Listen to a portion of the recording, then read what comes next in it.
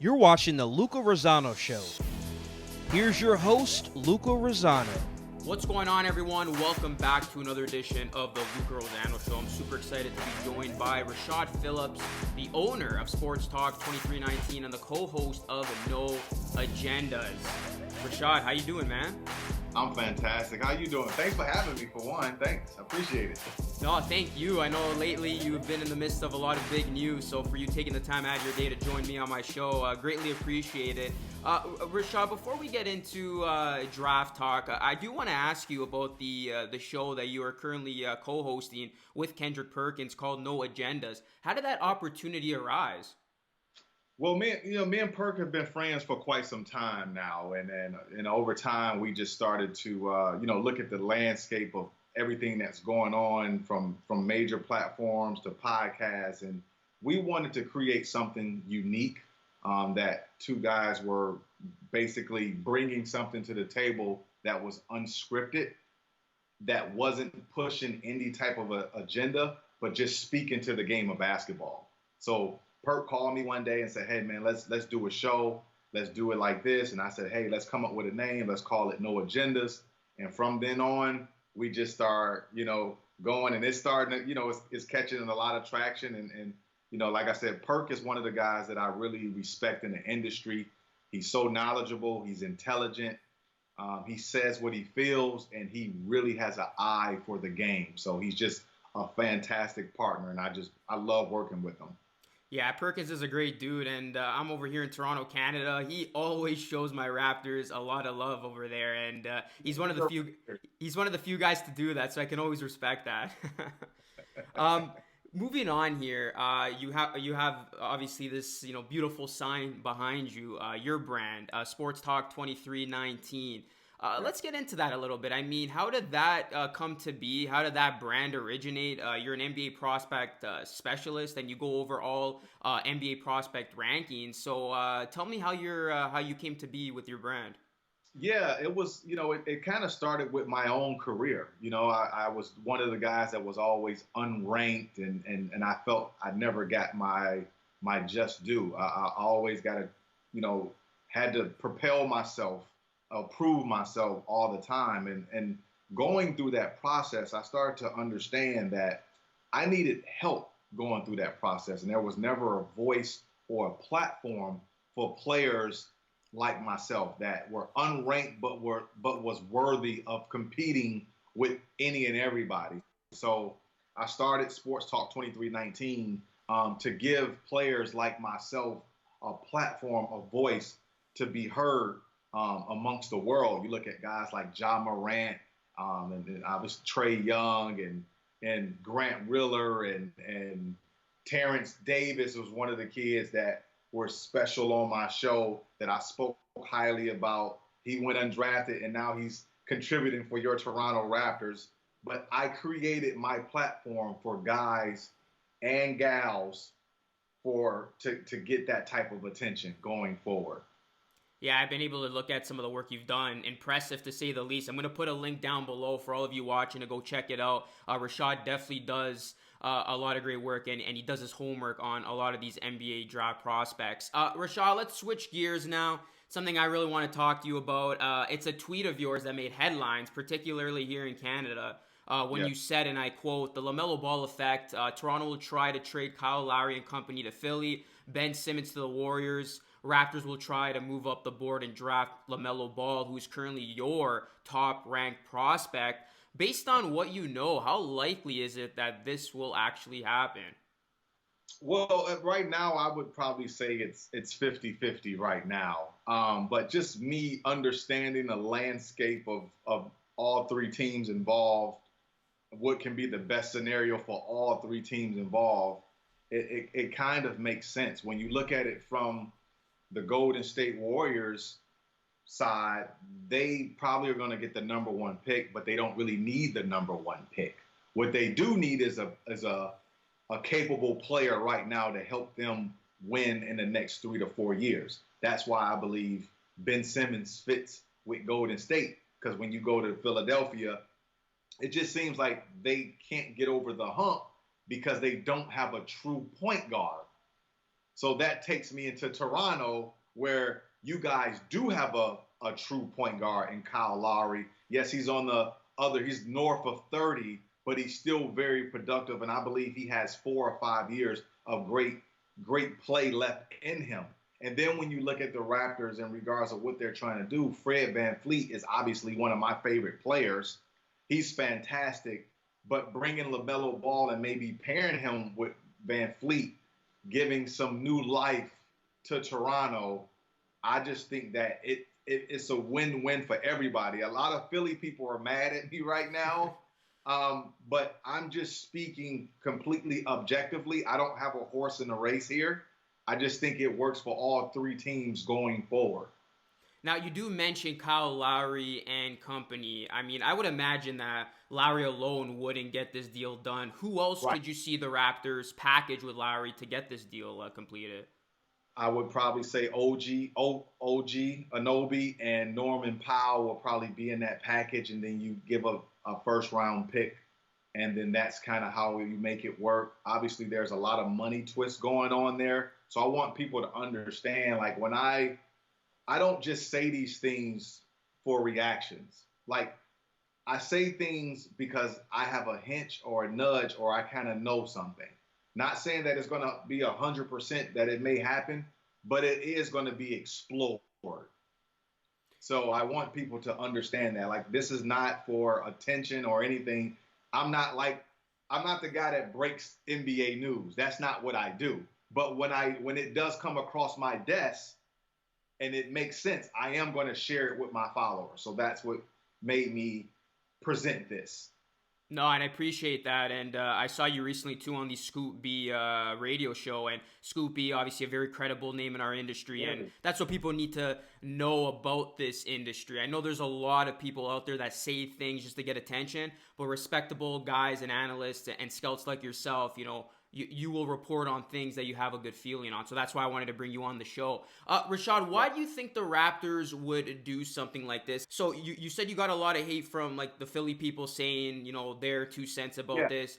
The words coming out of Toronto are like, why would the Raptors do this? Kyle Lowry is the GOAT Raptor. Why would they want to trade him? It's better suited if he were to retire here. But what would you tell those Raptors fans who would be on the fence of something like this? That's a great question. But when you look at sports, everybody has a shelf life, and you got to look at it as a business first. It's Tom Brady's not with the New England Patriots. Very true. It's a business. And at the end of the day, as a owner, as a GM, you have to always put your franchise first. You always have to put your franchise first. How do you hit the restart button but keep your franchise ahead of things? And I believe LaMelo Ball is the answer for that. You trade a all-star point guard that's been great for the city. I'm a huge fan of Kyle Lowry. Love what he brings to the table. But I don't want people to think just because he's being traded that he's looked upon in a bad way. I just believe it's a business decision. You bring in LaMelo Ball, 19 years old, 6'7" point guards don't grow on trees. So I believe LaMelo Ball is the Trevor Lawrence, the all-star quarterback in this year's draft. I just think that anytime you can get something like that, you only get one opportunity or maybe 2 to find a player of that caliber. And if you have to move somebody for that to happen as a franchise, you have to make the best decision going forward. So it doesn't say, LaMelo's better than Kyle Lowry or any of that, because he's not right now. But he's 19 years old, and 6'7" point guards don't come around all the time. Yeah. No, I agree with you wholeheartedly. And when I did a reaction to your initial report on Monday, I agreed with you. And I actually was digging the notion of the Raptors trying to go all in to get a LaMelo Ball. Because, I get Lowry, when it's all said and done, he will be the greatest Raptor ever. But to your point, it's a business. You got to move on. Lowry's 35 years old. LaMelo Ball is, 19. He's such a young kid. So sometimes you got to do what's best for your franchise long term. So I agree with you in that retrospect. Let's talk about LaMelo Ball here. You've obviously been following his career very closely. You've been following his game very closely over in the Australian League. What would a young LaMelo Ball bring to the Toronto Raptors? Obviously, I think he's going to bring excitement. And when you look at the NBA and look at the landscape of it, the kids or the players that are driving the league right now are the dynamic point guards. You look at the Ja Morants, the Trae Youngs, those type of guys are what's driving the league today. LaMelo Ball falls right in that same box of players that are dynamic. So why wouldn't you try to get a player that brings that type of flash? He has terrific vision. He loves the big stage. He's been bred to play at this level, and he's exciting to watch. If you ever watch him, he's really exciting. He's a great kid off the court. I mean, I just think he brings that type of magnetism, that aura to what the Raptors need. A young up-and-coming superstar, Drake on the side, LaMelo Ball. Nick Nurse is a fantastic coach. You got Siakam there, like Fred VanVleet. I just think that it will ignite the city again with a kid like that over time. The same thing I told to the Atlanta Hawks. I told the Atlanta Hawks this. You draft Trae Young, and this is what's going to happen. I'm telling you, Raptors people now, move up and get LaMelo Ball. You won't be disappointed. Yeah, I mean, again, when I first read it, I was a little bit skeptical, but then thinking about it, LaMelo Ball, Siakam, you'll still have the money if you're the Raptors to try to get a big name free agent in 2021. Right. I mean, you sold me on that notion, so we'll see if it in fact pans out. Again, sticking with LaMelo Ball here, how good do you think he can become? I mean, if you can compare him to a current NBA pro, where do you think his ceiling is? Man, I think he's going to be better than his brother. I do, and I really don't like saying that because they're siblings, but I just think he's a better player than Lonzo. He can score it. He can do a little bit more. He's a better jump shooter. So obviously he needs to work on the defensive side of the ball, but all young players do. But I just think that when you went down the line, 5 or 6 years down the line, LaMelo Ball could be the player that's up there with Luca Doncic, Trae Young, Ja Morant. Like, he can be in that same core of all-star dynamic players on the come up. Wow. So that's big praise for LaMelo. And if you were to look at his game aside from defense, is there any other area that he needs to improve? Because I've been watching his game. Obviously, his shooting ability seems like it's already better than Lonzo. His playmaking ability, his passing ability is getting up there. In terms of his weaknesses aside from defense, what else would you like to see him improve? Just a little bit of the decision making. Obviously, when you're a young player, you take more risks. The decision making has to get better. Obviously, the defensive side of the ball, but that's why I believe Toronto may be the best stop for him, because Nick Nurse is the perfect coach for what LaMelo needs, and he'll extract that out of him early. And again, offensively, I mean, there's really nothing he can't do. I mean, he has good speed, good size, can score, can shoot, can pass. He's a great locker room kid. He's surrounded by the right people. I just think that when you have a talent like LaMelo Ball, you got to swing the bat. This is one of those situations. You need to swing the bat for the fences, because you're not going to see too many 6'7" point guards with that type of ability to enter the draft every year. These type of players come around once every 6 or 7 drafts.